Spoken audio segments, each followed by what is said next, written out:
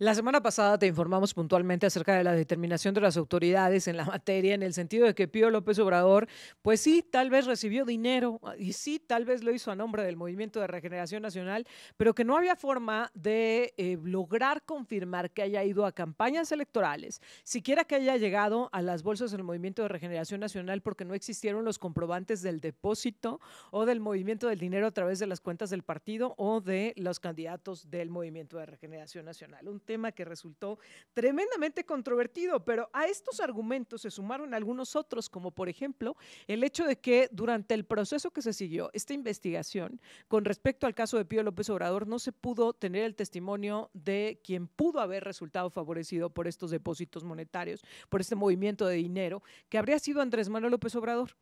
¿Y por qué no se le pudo tener su testimonio dentro del proceso? Porque la autoridad electoral reportó que no pudieron localizar al expresidente de México, Andrés Manuel López Obrador. Obviamente las columnas el fin de semana han llovido en este sentido de decir es que resulta absurdo la forma en la que se trabajó este caso, pero más allá de este caso, ¿qué representa y qué antecedente deja para la democracia el financiamiento de las campañas y de los partidos políticos? Eso platicamos con la maestra Adriana Ochoa, periodista la más informada en San Luis Potosí. ¿Cómo estás, Adriana? Muy bien, muy buenos días. A tus órdenes. ¿Qué representa este caso para la historia, para la democracia, Ah, para nuestro país, Adriana? Me gusta el encabezado que le pone Mexicanos contra la impunidad, el tablero de la impunidad contra la corrupción, Mexicanos contra la corrupción, el tablero de la impunidad de la familia López, ¿no? Es, ¿qué representa? Pues una absoluto cinismo de contarle no solo a la prensa. Había un dicho francés que decía que el poder desconfía de la prensa y le cuenta cualquier cosa. En el caso de México no solo a la prensa, se lo cuentan directamente a la población, le cuentan cualquier cosa, con una soberbia y una seguridad del control y la hegemonía política que tienen ahora. Entonces con eso pues puedes aventar cualquier pretexto, hasta la historia más inconexa, más falta de soporte. Si tú recuerdas, en el caso de Pío López, antes hubo una maniobra para sacar del escenario una petición del expediente por parte del INE para saber cómo estaba y si entraba el INE, y intervinieron la ministra Yasmín Esquivel dando un amparo a la fiscalía para que la fiscalía se mantuviera con su dicho de que era un expediente en proceso y que no podía soltarlo. Entonces, desde el ocultamiento para el INE, que es la autoridad electoral que pudo haber dado pues creo que un dictamen más preciso sobre el tema y quizá no tan cargado, y en otro tiempo, cuando el INE no estaba todavía aún tan demeritado como lo está ahora, ¿no?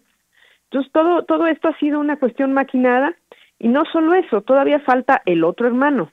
Si te acuerdas, fueron dos: Martín Jesús López Obrador, que un año después de que se reveló lo de Pío López, se publicó que el otro hermano, Martín de Jesús López Obrador, había recibido dinero también presuntamente para campañas, y del mismo personaje, ¿no? David León.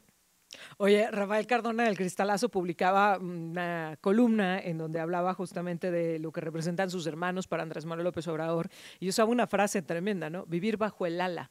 Es decir, ahí esperando lo que pueda caer las migajas. Pero yo sí te tengo que preguntar, Adriana, más allá de las interpretaciones que podamos darle al caso, a ver, es que me parece tremendo. En una situación en donde todos, como tú decías, lo que nos muestran a los medios y a la población, donde todos los medios y la población vimos cómo recibía estos sobres con dinero, cuando vimos cómo se hablaba de el financiar las campañas de manera abierta, de financiar al movimiento, de cómo Andrés les daba las gracias por el dinero que le estaban enviando, cuando vimos todo esto y la historia termina en un no lo podemos acreditar y entonces no pasó nada, ¿qué mensaje nos está mandando? Pues de que les importa muy poco porque tienen el control. Ese es absolutamente por encima de cualquier poder y de cualquier contención y de cualquier contrapeso. No hay contrapesos. El único que quedaba ya lo despedazaron, que era el Poder Judicial, y bueno, hasta la señora de López se da el lujo de amenazar, aunque ahora va con demandas y que con su nuevo Poder Judicial van a proceder contra quienes divulgaron y quienes emitieron las versiones de su nueva residencia en Madrid. Uf. ¿Es impunidad? Es decir, Morena, Absoluta. que tanto habló de que esto no estaba bien, de que esto no debería tolerarse ni permitirse, ¿para ellos sí aplica? Para ellos sí aplica, pero ni siquiera podías decir Morena ente completo. No. Yo creo que es la familia López, que pues tienen patrimonializado el sistema político mexicano completo, que implica todo, el partido, los órganos electorales, los contrapesos de los tribunales judiciales electorales y hasta lo más alto, el contrapeso que pudiera ser la Suprema Corte de Justicia, ¿no? Lo último que les faltaba ya lo tienen. Entonces, puedes hablar de Morena, sí, pero no creo que en términos de Morena todo. No, aquí el caso es una familia, la familia del fundador, de la figura cesarista, si se quiere, de la que se convirtió Andrés Manuel López Obrador. Porque el tema es su familia. Es Pío, es su hermano Martín Jesús, es su prima Felipa, ¿te acuerdas? Aquella contratista que lo mismo ganaba contratos en Pemex multimillonarios que en el ISSSTE. También tiene por ahí unos supuestas carpetas que iban a investigarla y que quedaron en nada. Es la Casa Gris de Houston, que jamás investigaron de dónde venía, siendo que la casa que ocupaba el hijo de Andrés Manuel López Obrador en Houston, en un barrio residencial, era propiedad de un contratista de Pemex. O sea, cosas bastante evidentes que no han sido investigadas a profundidad y que simplemente o las desechan de manera palmaria, como esto de Pío López, que les importa muy poco que nos avienten cualquier argumento, el que sea, hasta el más infantil, o simplemente las hacen a un lado y ahí que ganen polvo en la opinión pública, ¿no? ¿Y dónde queda en esta historia la presidenta? Porque, a ver, muy bien, el expresidente López Obrador cuidando de los suyos, ¿y la presidenta de México, Claudia Sheinbaum? Pues yo creo que tiene que, vamos a hacer malabares, porque no puede atacar a quien la hizo.